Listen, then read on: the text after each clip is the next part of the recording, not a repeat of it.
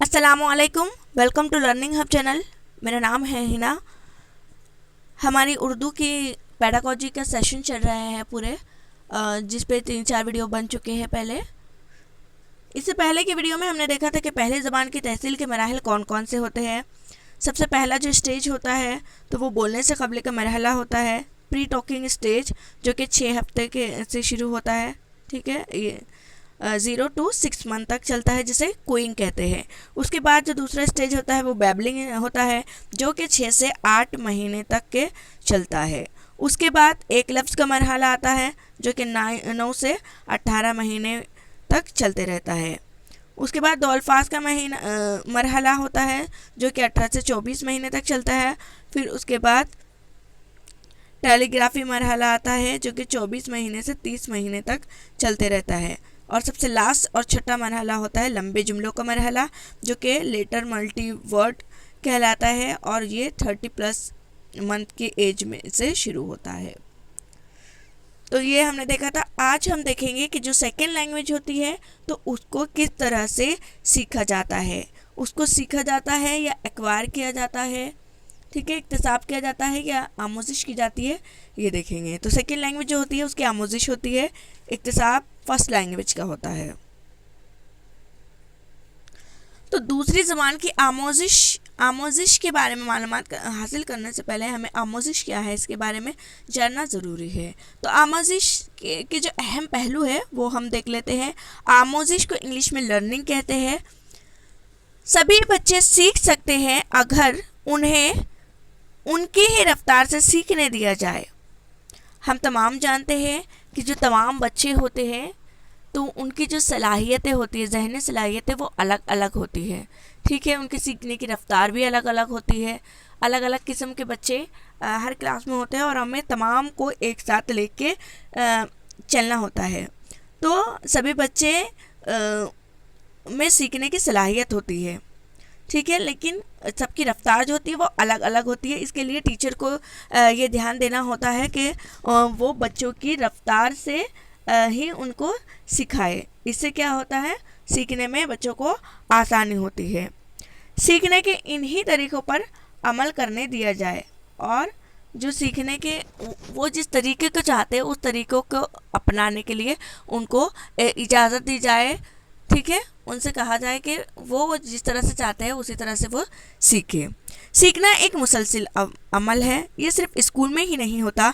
School के आमोजिश के अमल को घर के कामों, सरगर्मियों और माहौल से जोड़ा जाना चाहिए। तो जो सीखने का अमल है, लर्निंग प्रोसेस है, वो कैसा है, कंटिन्यू चलने वाला है, मुसलसिल चलने वाला है। और जो सीखने का अमल है वो ऐसा ज़रूरी नहीं है कि सिर्फ स्कूल में ही सीखा जाता है। स्कूल के बाहर भी, घर पर भी, ठीक है, माहौल से भी हम काफ़ी कुछ चीज़ें सीखते हैं। और जो छोटे बच्चे होते हैं, प्राइमरी लेवल के बच्चे होते हैं, उन्हें किस तरह से सिखाया जाए, उन्हें जो रियल लाइफ है उससे जोड़ते हुए सिखाया जाए। तो उससे क्या होती है, आमोजिश जो होती है वो असरअंदाज होती है। बच्चों को माहौल से जोड़ना चाहिए। जो घरेलू अमल होते हैं, ठीक है, तो उसके ज़रिए उनको एजुकेशन प्रोवाइड करना चाहिए हमें। बच्चे अपने इल्म की तामीर खुद करते हैं। जो कंस्ट्रक्टिविस्ट होते हैं उनका यही मानना है कि जो बच्चे होते हैं वो लिटिल साइंटिस्ट होते हैं, जो कि अपने ज्ञान का निर्माण खुद करते हैं, अपने एजुकेशन को वो खुद एक्वायर करते हैं। ठीक है, अपने इल्म की तामीर खुद करते हैं। वो महज उस्ताद की तदरीस से ही नहीं बल्कि ठोस तजुर्बात, खेल, खोजबीन के ज़रिए बेहतर ढंग से और आसानी से सीखते हैं। क्या करते हैं वो लोग, ठोस जो तजुर्बात होते हैं उनको वो करने की कोशिश करते हैं, खेल कूद के ज़रिए सीखते हैं। ठीक है, इसीलिए बच्चों को प्ले स्कूल में डाला जाता है। जब वो 3 साल की उम्र के हो जाते हैं तो बच्चों को प्ले स्कूल में डाल दिया जाता है और उन्हें वहाँ पर क्या किया जाता है, खेल खेल में सब कुछ सिखाया जाता है, पढ़ाया जाता है, सिंगिंग करके बताया जाता है। सिंगिंग के ज़रिए उनको तमाम जो नज़में होती हैं या कहानियाँ होती है वो सिखाया जाता है। वहाँ पर उन्हें रैप जो पेपर होते हैं उनको मोड़ने के लिए दिया जाता है ताकि उनकी जो फिज़िकल डेवलपमेंट हो अच्छे से। ठीक है, फाइन मोटर स्किल डेवलप हो, ग्रॉस मोटर स्किल डेवलप हो, वो तमाम चीज़ें उनको कराई जाती है। कहाँ पर, प्ले स्कूल में। जो बच्चे होते हैं वो खोज करने उनमें मुतलाशी होते हैं, वो खोजी होते हैं, उनको बहुत ज़्यादा क्या बोलेंगे, आम ज़बान में बोलेंगे कि बहुत ज़्यादा चुलबुल चुलबुल होते हैं बच्चे, ठीक है।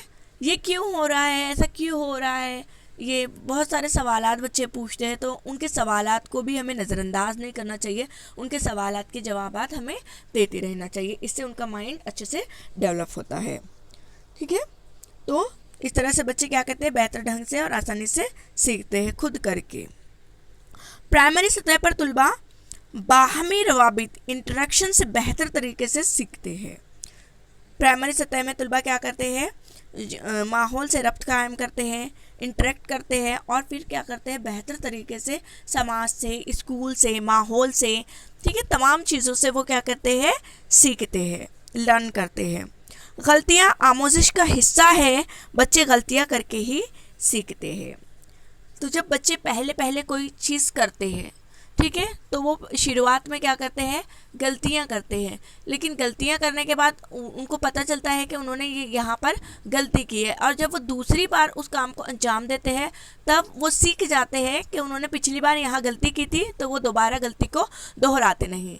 तो इस तरह से पहले शुरुआत में तो वो गलतियाँ होती हैं उनसे, लेकिन आगे चलकर वो उन्हीं गलतियों की वजह से सीख जाते हैं और फिर अच्छे से करते हैं काम, ठीक है। तो ये थी हमारी आमोजिश। अब हम सेकेंड लैंग्वेज की आमोजिश किस तरह से होती है ये देख लेंगे। तो चलिए देखते हैं दूसरी ज़ुबान की आमोजिश के मराहिल। यहाँ क्या है, आमोजिश है, लर्निंग है, एक्वायर एक्विजिशन नहीं है। Stages of second language learning. ज़ुबान सीखने के दो सूरत हाल है, कौन कौन से हैं, एक तो फितरी है और दूसरे है रस्मी। फितरी क्या है, इस सूरत में बच्चे अपने आसपास बोली जाने वाली ज़ुबानें खुद सीख जाते हैं। बच्चे क्या करते हैं, अपने माहौल से खुद ब खुद सीख जाते हैं, चाहे उनके घर के ज़रिए हो, वालिदैन के ज़रिए हो, रिश्तेदारों के ज़रिए हो या आस पड़ोस के ज़रिए हो। तो वो जो चीज़ें आसपास बोली जाने वाली ज़ुबानें होती है, ठीक है, तो वो सीख जाते हैं फितरी तौर पर, कुदरती तौर पर। उम्मूमन अपनी मादरी ज़ुबान हम ऐसे ही सीखते हैं। मैंने बताया आपको कि घर में अपने माँ बाप से सीखते हैं, तो मादरी ज़बान को हम इसी तरह से सीखते हैं और इस अमल को ज़बान की तहसील कहते हैं। क्या कहते हैं, ज़बान को तहसील कहते हैं। दूसरी है रस्मी। इस सूरत में बाज़ाब्ता क्लास होती है। क्या होती है, रस्मी तालीम, रस्मी तौर पर जो तालीम दी जाती है, ठीक है, समाज के ज़रिए। इस सूरत में बाज़ाब्ता क्लास होती है, उस्ताद होते हैं, किताबें होती है और दीगर वसाइल होते हैं, ठीक है। दीगर वसाइल के ज़रिए कौन कौन से वसाइल, क्लास, उस्ताद, किताबें, ब्लैक बोर्ड, क्लासरूम, ठीक है।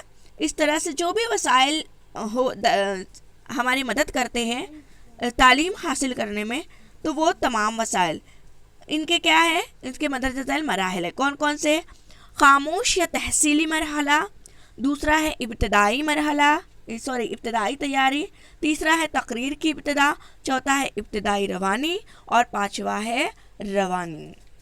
तो पहला है खामोश या तहसीली मरहला, साइलेंट और रिसेप्टिव फेज। इस मरहले में आमोजगार यानी कि बच्चा नई ज़ुबान के अल्फाज को सीखने और नए अल्फाज को बोलने की मश्क में वक्त सर्फ करता है। इस मरहले में अमली रवानी और समझ के साथ नई ज़ुबान में इजहार नहीं कर सकता। कैसा मरहला ये, खामोश तहसीली मरहला। इस मरहले में जो बच्चा होता है तो वो नई ज़ुबान के अल्फाज को सीखने के लिए क्या करता है, मश्क में जो टाइम है उसको सर्फ करता है, इस्तेमाल करता है टाइम को। जैसे कि मिसाल अगर दी जाए कि हमें इंग्लिश लैंग्वेज सीखनी है, तो इंग्लिश सभी जानते हैं कि इंग्लिश लैंग्वेज जो होती है तो वो बहुत ज़्यादा आज के समाज में अहमियत की हामिल है। अगर किसी को इंग्लिश ज़बान बोलनी नहीं आती है तो उसे बहुत समाज में एक अलग नज़रिए से देखा जाता है, और हम अगर टीचर है तो हमें तमाम ज़बानों पर उबूर होना चाहिए, ख़ास तौर पे इंग्लिश ज़बान का भी, उर्दू के साथ साथ। तो जब हम इंग्लिश ज़बान सीखने जाते हैं तो क्या करते हैं, क्या कहा जाता है हमें? इंग्लिश ज़बान सीखने के लिए हमें एक हेडफोन दे दिया जाता है अगर हम क्लासेस लगाते हैं, ठीक है, और उसके ज़रिए हमें जो लेसन्स होते हैं तो वो सुनने के लिए दिया जाता है, और एक ही लेसन को हम अगेन एंड अगेन बार बार सुनते रहते हैं। उसमें वक्त हम सर्व करते हैं, जब तक हमें वो अच्छे से समझ नहीं आ जाता है हम उसको अगेन एंड अगेन सुनते रहते हैं उन लेसन्स को। या फिर हमें ये कहा जाता है कि हम इंग्लिश न्यूज़ सुने, इंग्लिश स्टोरी सुने, स्टोरी पढ़े या फिर न्यूज़पेपर पढ़े। तो हम उस पढ़ने में, उस सुनने में क्या करते हैं, अपना वक्त सर्व करते हैं। हमें बोलनी नहीं आती वो, लेकिन हम पढ़ते हैं और सुनते हैं। इसमें क्या करता है, अमल नहीं हो रहा है कुछ भी, ठीक है, अमल नहीं किया जा रहा है, लेकिन क्यों किया जा रहा है, ये सुना क्यों जा रहा है, पढ़ा क्यों जा रहा है, ताकि इससे हमारी जो वोकैबुलरी है वो बिल्ड हो, ठीक है, बढ़ जाए, अल्फाजों का ज़ख़ीरा हो हमारे पास, इसलिए। इसके बाद है सेकंड, इब्तिदाई तैयारी। अब हमने सुन लिया, ठीक है, हमारे पास अल्फाज थोड़े से जमा हो गए। अब इब्तिदाई तैयारी में क्या किया जाता है, इस मरहले में आमोज़गार नई ज़ुबान के अल्फाज को सीखने के साथ कुछ अल्फाज और फ्रेज़ की अदायगी भी करने लग जाता है। अब जब उसके पास थोड़े बहुत अल्फाजों का ज़ख़ीरा हो जाता है तो वो उसको यूज़ करने लगता है अपने डेली लाइफ में। हम भी इंग्लिश जब सीखते हैं तो फिर हमारी लाइफ में कुछ वर्ड्स के यूज़ करने लग जाते हैं, जैसे कि वेजिटेबल्स के नेम हैं, फिर जो वर्ब्स हैं, ठीक है, जैसे प्लेइंग, ईटिंग, वॉचिंग, इस तरह के वर्ड्स यूज़ करने लग जाते हैं। तो ये इब्तिदाई तैयारी होती है, ठीक है, फ्रेजेस की अदायगी करने लगना, और जो भी गुज़िश्ता सीखे गए अल्फाज है तो उससे मिलकर जो भी बनते हैं तो वो उसको डेली लाइफ में यूज़ करना, क्या कहलाता है ये, इब्तिदाई तैयारी या अर्ली प्रोडक्शन। उसके बाद है तीसरा, तकरीर की इब्तिदा। इस मरहले में बच्चे के ज़ख़ीरे अल्फाज में कई हज़ार अल्फाज जमा हो जाते हैं। क्या हो जाते हैं, बच्चा सुनकर, पढ़कर या जिस भी तरह से उसको जहाँ से सीखने मिलता है वो वहाँ से क्या कर लेता है, सीखता है, अल्फाजों के ज़ख़ीरा करता है, और अल्फाजों के ज़ख़ीरे करने के बाद उसके पास बहुत से ज़ख़ायर, बहुत सारे अल्फाज जमा हो जाते हैं उसके जहन में, और वो इन अल्फाज को जोड़कर फिर क्या करता है, छोटे छोटे सेंटेंसेस बनाने लग जाता है, छोटे छोटे जुमले बनाने लगता है और अपनी दूसरी ज़ुबान से जुड़ने लग जाता है। छोटे छोटे लफ्ज़ जैसे I am playing, I watch, I go, I read, इस तरह से छोटे छोटे जो सिंपल सेंटेंसेस होते हैं वो यूज़ करने लग जाता है, ठीक है। तो ये तकरीर की इब्तिदा हुई। इब्तिदाई रवानी, जब आमोज़गार पेचीदा जुमलों में तरसील की शुरुआत करता है तो उसे रवानी की शुरुआत कहते हैं। अब ये तो यहाँ तक कि I read, I go, I play, यहाँ तक बिल्कुल सिंपल सेंटेंस थे। इससे थोड़ा बढ़ जाता है, वो थोड़ी फ्लुएंसी आ जाती है उसकी ज़ुबान में, इब्तिदाई रवानी आ जाती है, तो फिर क्या, वो उसमें सोचना भी शुरू कर देता है और उसका इजहार भी शुरू कर देता है कि अगर मुझे ऐसा बोलना है कि मैं वहाँ जा रहा हूँ, इसको किस तरह से बोलेंगे, इस तरह से वो सोचने लग जाता है, और सोच कर फिर वो सेकेंड लैंग्वेज से जुड़ने लगता है और बोलना शुरू कर देता है, इजहार शुरू कर देता है। उसके बाद जो पांचवा और लास्ट स्टेप है फ्लुएंसी या रवानी, तो ये आखिरी मरहला है। इसमें जो बच्चा होता है या आमोज़गार होता है मुसलसिल रवानी, समाजी तामुलात और खालिसपन के साथ ज़ुबान की क्या करता है, नमो करता रहता है। अब उसको फ्लुएंसी आ जाती है, वो एकदम अच्छी तरह से परफेक्टली फ्लुएंसी के साथ, रवानगी के साथ बातचीत करने लग जाता है, यानी कि उसने लैंग्वेज सीख लिया, लर्निंग हो गई लैंग्वेज की। तो ये 5 स्टेप्स थे किस चीज़ के, सेकेंड लैंग्वेज लर्निंग के, जो हमारी दूसरी ज़ुबान होती है उसको सीखने के।